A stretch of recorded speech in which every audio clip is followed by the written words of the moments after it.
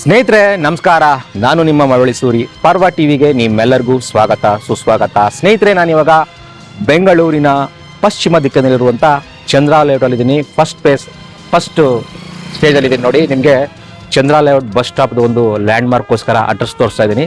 ಚಂದ್ರ layout ನೋಡೋದಲ್ಲ ಸ್ನೇಹಿತರೆ, ನಾನು ಹಿಂದೆ ಹುಬ್ಬಳ್ಳಿಲಿ ಹೇಳಿದ್ದೆ ಹೊನ್ನೇಗೌಡರ ಮರಣದ ರಹಸ್ಯದ ಒಂದು ಪ್ರಕರಣದ ವಿಚಾರದಲ್ಲಿ.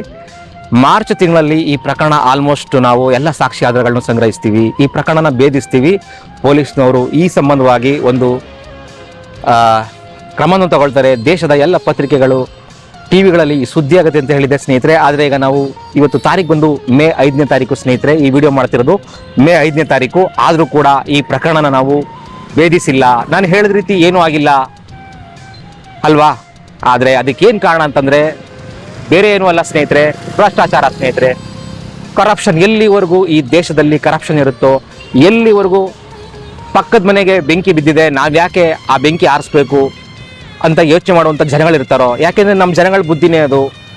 ತಮ್ಮ ಮನೆಗೆ ಬೆಂಕಿ ಬಿದ್ದಾಗ ಮಾತ್ರ ಯೋಚನೆ ಮಾಡ್ತಾರೆ, ಆದರೆ ಪಕ್ಕದ ಮನೆಗೆ ಬೆಂಕಿ ಬಿದ್ದಿದೆ ಅಂದಾಗ ಯಾರೂ ಯೋಚನೆ ಮಾಡಲ್ಲ ಸ್ನೇಹಿತರೆ. ಬನ್ನಿ, ನಿಮಗೆ ಈ ಒಂದು ಏರಿಯಾಗೆ ಏನಕ್ಕೆ ಬಂದಿದ್ದೀನಿ, ನಾವು 5-6 ತಿಂಗಳಿಂದ ಕಷ್ಟಪಟ್ಟು ಸಂಗ್ರಹಿಸಿದಂಥ ಸಾಕ್ಷಿ ಆಧಾರಗಳೇನು, ಅದನ್ನೆಲ್ಲ ನಿಮಗೆ ಕಂಪ್ಲೀಟಾಗಿ ವಿವರಿಸಿ ಸಾಕ್ಷಿ ಸಮೇತ ಹೇಳ್ತೀನಿ. ಬನ್ನಿ ಸ್ನೇಹಿತರೆ, ನಾನಿವಾಗ ಮತ್ತೊಂದು ಸ್ಥಳಕ್ಕೆ ನಿಮ್ಮನ್ನು ಕರ್ಕೊಂಡು ಹೋಗ್ತೀನಿ.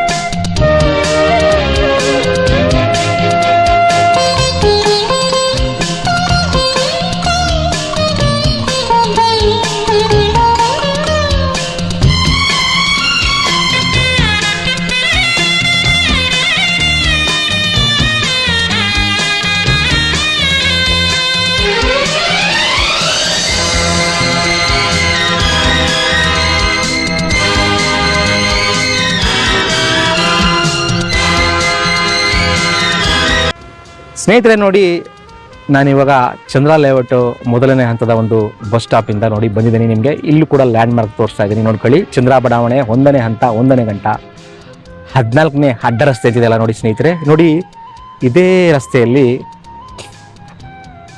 ಈ ರಸ್ತೆ ನೋಡ್ಕೊಳ್ಳಿ. ನಿಮಗೆ ಒಂದು ಮನೆಯೂ ಕೂಡ ತೋರಿಸ್ತೀನಿ.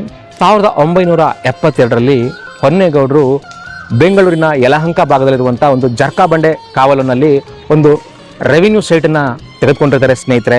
ಆದರೆ 1976ನೇ ಇಸ್ವಿಯಲ್ಲಿ BDA ಅದನ್ನು ಕೆಲ ಕಾರಣಾಂತರಗಳಿಂದ ಆ ಸೈಟನ್ನು ವಶಪಡಿಸ್ಕೊಂಡು ಅದಕ್ಕೆ ಪರಿಹಾರವಾಗಿ ಇದೇ ನೋಡಿ ಚಂದ್ರ ಲೇಔಟ್ 14ನೇ ಕ್ರಾಸ್ನಲ್ಲಿ ಒಂದು ಸೈಟನ್ನು ಅಲಾಟ್ ಮಾಡ್ತಾರೆ. ಆ ಸೈಟಿನ ಸಂಖ್ಯೆ ಒಂದು 833 ಸ್ನೇಹಿತರೆ.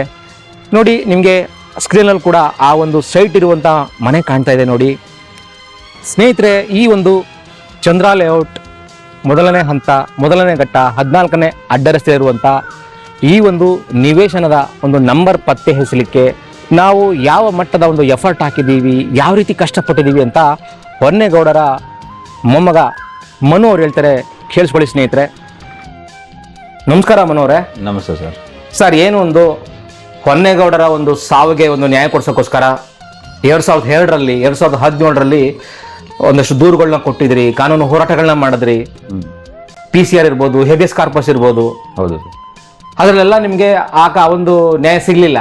ಈಗ ಮತ್ತೆ ಏನಾದರೂ ಕಾನೂನಿನ ಒಂದು ಕದ ತಟ್ಟದ ಸರ್? ಖಂಡಿತ ಸರ್.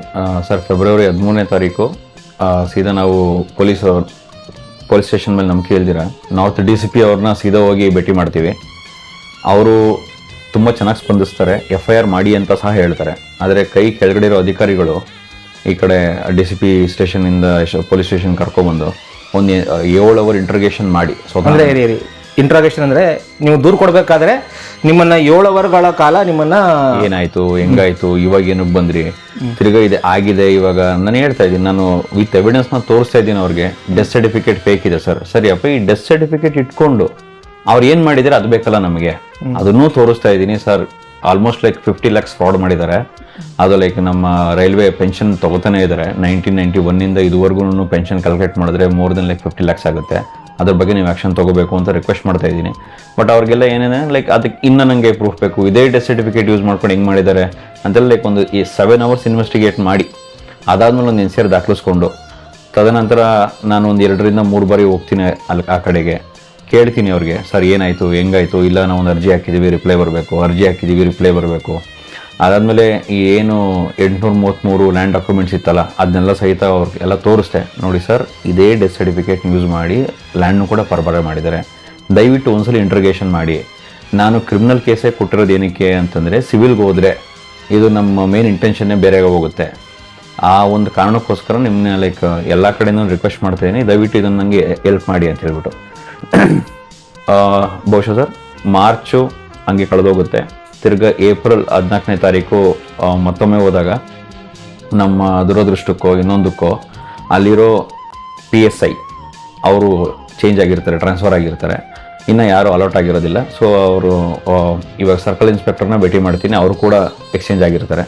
ಅವ್ರ ಜೊತೆ ಎಲ್ಲ ತಿರ್ಗಾ ಎಲ್ಲ ಸ್ಟಾರ್ಟಿಂಗಿಂದೆಲ್ಲ ಕೇಳಿ ಎಲ್ಲ ಇದೆಲ್ಲ ಮಾಡಿ ಅವರು ಇದು ಸಿವಿಲ್ ಮ್ಯಾಟ್ರು ಇಲ್ಲಿಗೆ ಬರೋದೇ ಇಲ್ಲ, ಏನು ಇದೇ ಆಗೋದಿಲ್ಲ, ನೀವು ಇದು ಮಾಡೋಕ್ಕಾಗೋದಿಲ್ಲ, ನೀವು ಕೋರ್ಟ್ಗೆ ಹೋಗಿ. ಸರ್ ನಾವು ಕಂಪ್ಲೀಟ್ ಕೊಟ್ಟಿರೋ ಇದರಲ್ಲಿ ನಾನು ಲ್ಯಾಂಡ್ ಡಾಕ್ಯುಮೆಂಟ್ಸ್ ಬಗ್ಗೆ ಅಥವಾ ಲ್ಯಾಂಡ್ ಬಗ್ಗೆ ನಾನು ಎಲ್ಲೂ ಮೆನ್ಷನ್ ಮಾಡಿಲ್ಲ. ಒಂದು ಗುಮಾನಿ ಇದೆ ಅಂತೇಳಿ ಒಂದು ಕ್ವಶನ್ ಮಾರ್ಕ್ ಹಾಕಿದ್ದೆ, ಅವ್ರಿಗೇನು ಡಾಕ್ಯುಮೆಂಟ್ಸ್ ಕೊಟ್ಟಿರಲಿಲ್ಲ.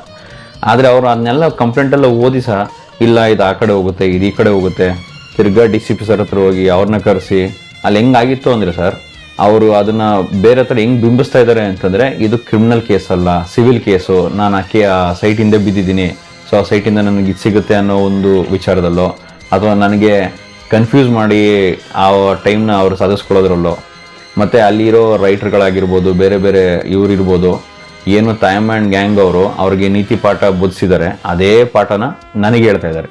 ಮತ್ತು ಸರ್ ಈ ಎಲ್ಲ ಡಾಕ್ಯುಮೆಂಟ್ಸ್ನ ಹಿಂದ್ಗಡೆ ನಮ್ಮ ಹತ್ರ ಇದೇನು ಇರಲಿಲ್ಲ, ಆದರೆ ಸತತ 7 ರಿಂದ 8 ತಿಂಗಳು ಪರಿಶ್ರಮ ಬಿದ್ದು ಹತ್ತತ್ರ 2.5-3 ಲಕ್ಷ ದುಡ್ಡು ಖರ್ಚು ಮಾಡಿ ಈ ಎವಿಡೆನ್ಸ್ನೆಲ್ಲ ಕಲೆಕ್ಟ್ ಮಾಡಿ ನಮ್ಮ ಯಶವಂತಪುರ ಪೊಲೀಸ್ ಸ್ಟೇಷನ್ ಅವ್ರಿಗೆ ನಾನು ತೊಗೊಂಡೋಗಿ ಕೊಟ್ಟರೆ ಅವ್ರು ಹೇಳ್ತಾರೆ ಇದೆಲ್ಲ ಆಗಲ್ಲಪ್ಪ, ಇದು ಸಿವಿಲ್ ಕೇಸು, ಇಲ್ಲಿಗೆ ಬರೋದಿಲ್ಲ. ನನಗೇನು ಅನಿಸುತ್ತೆ ಅಂತಂದರೆ, ಬಹುಶಃ ಇವ್ರದ್ದು ದಿಕ್ಕು ಬೇರೆ ಕಡೆನೂ ಹೋಗ್ತಾ ಇದೆಯಾ, ನ್ಯಾಯ ಬಿಟ್ಟು ಬೇರೆ ಕಡೆ ಎಲ್ಲರೂ ಹೋಗ್ತಾ ಇದೆಯಾ. ಇನ್ನೊಂದೇನೆಂದರೆ ಅಲ್ಲಿ ಇರೋ ರೈಟರ್ಗಳನ್ನಾಗಿರ್ಬೋದು, ಇನ್ನು ಯಾರನ್ನೇ ಕೇಳಿದ್ರು ಸೇಮ್ ಡಾಕ್ಯುಮೆಂಟ್ ನೀವು ಯೂಸ್ ಮಾಡ್ಕೊಂಡು ಏನೋ ಮಾಡ್ಕೊಂಡಿದ್ದೀರಲ್ರಿ ಅಂತ ಹೇಳ್ಬಿಟ್ಟು ಅವ್ರು ಏನು ತಾಯಮ್ಮನ್ ಗ್ಯಾಂಗ್ ಅವ್ರಿಗೆ ಬೋಧನೆ ಮಾಡಿದ್ದಾರೆ ಅದನ್ನೇ ನಮಗೂ ಹೇಳ್ತಾ ಇದ್ದಾರೆ. ಆದರೆ ನನಗೇನು ಅನಿಸುತ್ತೆ, ಇಷ್ಟೇನ ಪೊಲೀಸ್ ಬಿಟ್ಟು ಬೇರೇನು ಇಲ್ವಾ, ಯಾವ ಕಡೆನೂ ನಾವು ಹೋಗೋಕ್ಕಾಗೋದಿಲ್ವಾ ಅಂತೇಳ್ಬಿಟ್ಟು ಇವರು ಇದೇ ಒಂದು ಡೆಡ್ ಎಂಡ್ ಅಂತೇಳಿ ಅಂದ್ಕೊಂಡಿದ್ದಾರೆ. ನಾವು ನ್ಯಾಯಕ್ಕೆ ನಾವು ಎಷ್ಟೇ ಕಷ್ಟ ಆದರೂ ಸರ್ ನಾವು ನ್ಯಾಯನ ಪಡ್ಕೊಳ್ಳೇಬೇಕು, ಪಡ್ಕೋತೀವಿ. ಇನ್ನು ಎಂಥದ್ದೇ ಇದ್ರೂ ಹೋರಾಟ ನಾನು ಮಾಡೇ ಮಾಡ್ತೀವಿ. ಸರ್ ಈಗ ನಿಮ್ಮ ತಾತನವರ ಹೆಸರಲ್ಲಿದ್ದಂಥ ಒಂದು ನಿವೇಶನನ ಸರ್ ಯಾವ ರೀತಿ ಅವರು ಅಕ್ರಮವಾಗಿ ಅವ್ರ ಹೆಸರು ತಗೊಂತ ಮಾಡ್ಕೊಂಡಿದ್ದಾರೆ ಸರ್? ಸರ್ ಇದು ಡೆತ್ ಸರ್ಟಿಫಿಕೇಟ್ ಉದಯ ಆಗಿದ್ದು 2001 ಸರ್. 2001-2ರಲ್ಲಿ ಉದಯ ಆಗಿರುತ್ತೆ. ಅದಾದಮೇಲೆ ಅವರು ಒಂದ್ಸಲ ಟೈಮಲ್ಲಿ ಟ್ರೈ ಮಾಡ್ತಾರೆ. ನಾನು ಒನ್ನೇಗೌಡರ ಪತ್ನಿ, ನನಗಿಬ್ಬರು ಗಂಡು ಮಕ್ಕಳಿದ್ದಾರೆ, ಒಂದು ಚಂದ್ರಶೇಖರು ಮತ್ತು ನನಗೆ ಇರೋ ಮಗ ರವಿ. ನಾನು ಅಂತೇಳ್ಬಿಟ್ಟು ಟ್ರೈ ಮಾಡ್ತಾರೆ. ಆದರೆ ನಮ್ಮ ತಾತ 75 ಒಂದು ಅಪ್ಲಿಕೇಶನ್ ಹಾಕಿದ್ರಲ್ಲ, ಅದು ಕೂಡ ಆ ಬುಕ್ಕಲ್ಲೇ ಇದೆ. ಅದರಲ್ಲಿ ನನಗೆ HG ರಮೇಶ್ ಅಂತ ಮಗ ಇದ್ದಾನೆ, ಹೇಮಲತಾನ ಮಗಳಿದ್ದಾಳೆ ಅನ್ನೋದು ಇರುತ್ತೆ. ಸರ್ ಇನ್ನೊಂದು ಪ್ರಶ್ನೆ, ತಾಯಮ್ಮವರು ನಿಮ್ಮ ತಾತವ್ರನ್ನ ಅಧಿಕೃತವಾಗಿ ಮದುವೆ ಮಾಡ್ಕೊಂಡಿದ್ದಾರಾ? ಇಲ್ಲ ಸರ್, ಇಲ್ಲ. ಅಂದರೆ ಅವ್ರ ಸಂಬಂಧದ ಏನಂತ ಕರಿಬೋದು ಆ ಸಂಬಂಧಕ್ಕೆ? ಸರ್ ನಾನು ತಿಳಿದಿರೋ ಪಟ್ಟಿಗೆ ಅವರು ಕನಕಪುರ ಬಸ್ ಸ್ಟಾಪ್ಗೆ ಹೊಂದಿಕೊಂಡಿರೋ ಬೂದಿಗೆರೆ ಹತ್ರ ಒಂದು ಮದುವೆ ಆಗಿರ್ತಾರೆ. ಆ ಮದುವೆ ಫಲಿಸ್ದಿರ ರಿಟರ್ನ್ ಅಲ್ಲೇ ಐನೂರುಗಳಲ್ಲಿ ಹೋಟ್ಲಲ್ಲಿ ಕೆಲಸ ಮಾಡ್ಕೊಂಡಿರ್ತಾರೆ. ಅದಾದ ನಂತರ ಇವಾಗ ಇವರು ಪರಿಚಯ ಆಗಿ ಏನೊಂದು ಇದು ಮಾಡಿ ಇವಾಗ ಇಲ್ಲಿ ನಮ್ಮ ತಾತನಿಗೆ ಯಾರೂ ಇರಲಿಲ್ಲ. ಅಂದರೆ ನಮ್ಮ ಅಜ್ಜಿ ಬಿಟ್ಟು ಹೋಗಿದ್ರು. ಏನಂದರೆ ಅಡುಗೆ ಮಾಡಿ ಇಡೋದಕ್ಕೆ, ಮಕ್ಕಳನ್ನ ನೋಡ್ಕೊಳ್ಳೋದಕ್ಕೆ, ಆ ಒಂದು ಇದಕ್ಕೆ ಲೈಕ್ ಕರ್ಕೊಂಬಂದಿರ್ತಾರೆ ಸರ್. ಒಂದು ಲಿವಿಂಗ್ ರಿಲೇಷನ್ಶಿಪ್ ಥರ ಬದುಕ್ತಾ ಇರ್ತಾರೆ ಸರ್ ಅವರು. ಇವಾಗ ಸೈಟ್ ವಿಚಾರಕ್ಕೆ ಬರೋದಾದರೆ ಫಸ್ಟ್ ಒಂದ್ಸಲ ಟ್ರೈ ಮಾಡ್ತಾರೆ 2001ರಲ್ಲಿ, ಅದು ರಿಜೆಕ್ಟ್ ಆಗುತ್ತೆ. ಏನಕ್ಕಂದರೆ ಇನ್ನೊಬ್ಬ ಮಗ ಇದ್ದಾನೆ, ಮಗಳಿದ್ದಾಳೆ ಅಂತೇಳಿ ತೋರಿಸಿ ರಿಜೆಕ್ಟ್ ಮಾಡ್ತಾರೆ.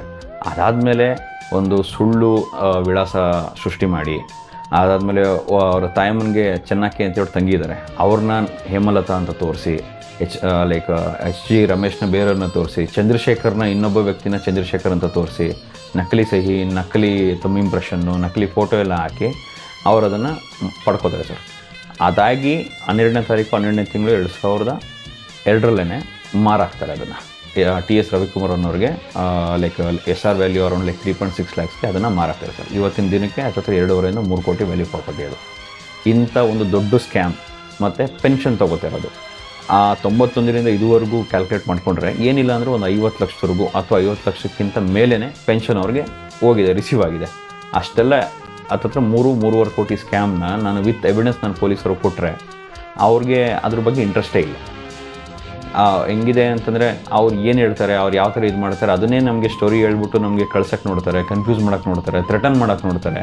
ಆ್ಯಸ್ ಇಫ್ ಲೈಕ್ ನಾವೇನು ದೊಡ್ಡ ತಪ್ಪು ಮಾಡಿಬಿಟ್ಟು ಅವ್ರ ಕೈಗೆ ನಾನೇ ಹೋಗಿ ಸಿಗಾಕೋತಾ ಇದ್ದೀನಿ ಅನ್ನೋ ಥರ ಒಂದು ವಿಚಿತ್ರ ಚಿತ್ರೀಕರಣ ಸೃಷ್ಟಿ ಮಾಡ್ತಾರೆ.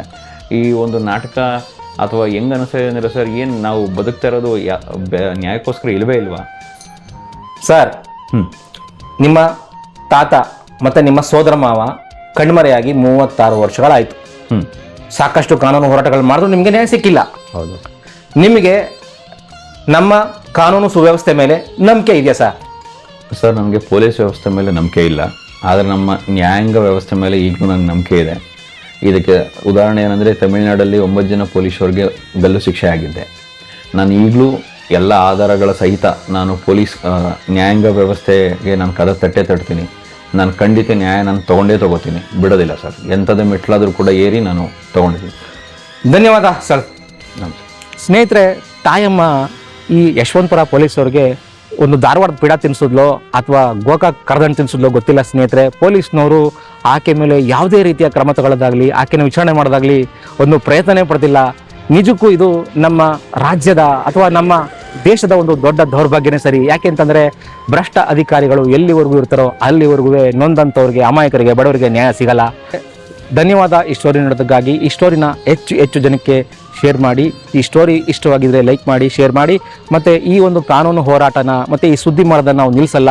ನೆಕ್ಸ್ಟು ತಾಯಮ್ಮ ಆ್ಯಂಡ್ ಫ್ಯಾಮಿಲಿಯವರು ಕಲ್ಪನೆಗೂ ಮೀರಿದಂಥ ಎಷ್ಟೋ ಒಂದು ಕಾನೂನು ಹೋರಾಟಗಳನ್ನ ನಾವು ಆರಂಭಿಸ್ತೀವಿ. ನಮ್ಮ ಯೂಟ್ಯೂಬ್ ಚಾನೆಲ್ನ ಸಬ್ಸ್ಕ್ರೈಬ್ ಆಗಿ, ಲೈಕ್ ಮಾಡಿ, ಪಕ್ಕದಲ್ಲಿ ಕಾಣಿಸೋ ಬೆಲ್ ಐಕನ್ನ ಕ್ಲಿಕ್ ಮಾಡಿ.